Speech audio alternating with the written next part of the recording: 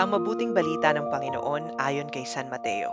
Noong panahong iyon, sinimulang ipaalam na ni Jesus sa kanyang mga alagad na dapat siyang magtungo sa Jerusalem at magbata ng maraming hirap sa kamay ng matatanda ng bayan, ng mga punong saserdote at ng mga eskriba, at kanilang ipapapatay siya.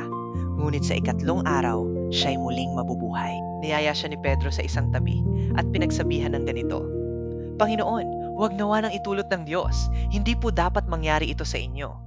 Ngunit hinarap siya ni Jesus at sinabihan, Lumayo ka, Satanas! Hadlang ka sa aking landas. Ang iniisip mo'y hindi sa Diyos kundi sa tao. Sinabi ni Jesus sa kanyang mga alagad, Kung ibig ninumang sumunod sa akin, limutin niya ang ukol sa kanyang sarili, pasanin ang kanyang krus at sumunod sa akin.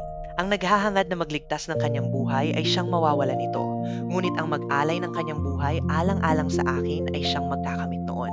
Ano nga ang mapapala ng isang tao? Makamtan man niya ang buong daigdig kung ang katumbas naman nito'y ang kanyang buhay? Ano ang maibabayad ng tao para mabalik sa kanya ang kanyang buhay? Sapagkat darating ang anak ng tao na taglay ang dakilang kapangyarihan ng kanyang ama at kasama ang kanyang mga anghel. Sa panahong yaoy, gagantihin niya ang bawat tao ayon sa kanyang ginawa, ang mabuting balita ng Panginoon. Sa ating mga buhay, madalas tayong nahaharap sa mga pagsubok, kahirapan, at pag-aalinlangan.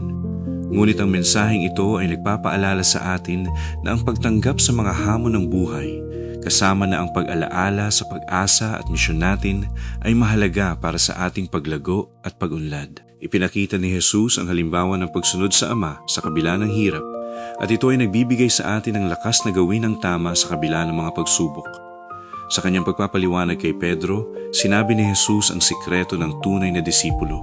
Kung nagnanais kang sumunod sa akin, huwag kang mag-atubiling talikuran ng iyong sarili, mag-alay ng sakripisyo, at sumama sa akin sa pagtahak ng landas ng krus.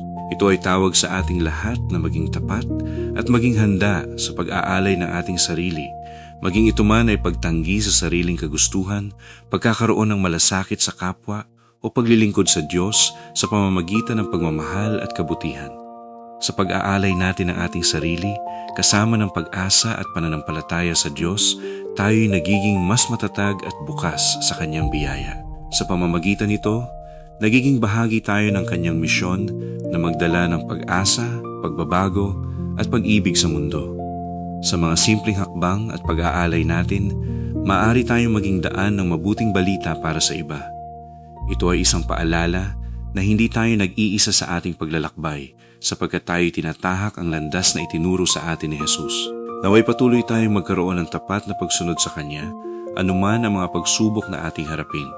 Sa pag-aalay ng ating sarili, kasama ng pag-asa at pananampalataya, tayo patuloy na magiging tagapagdala ng liwanag at pag-asa sa mundong ito.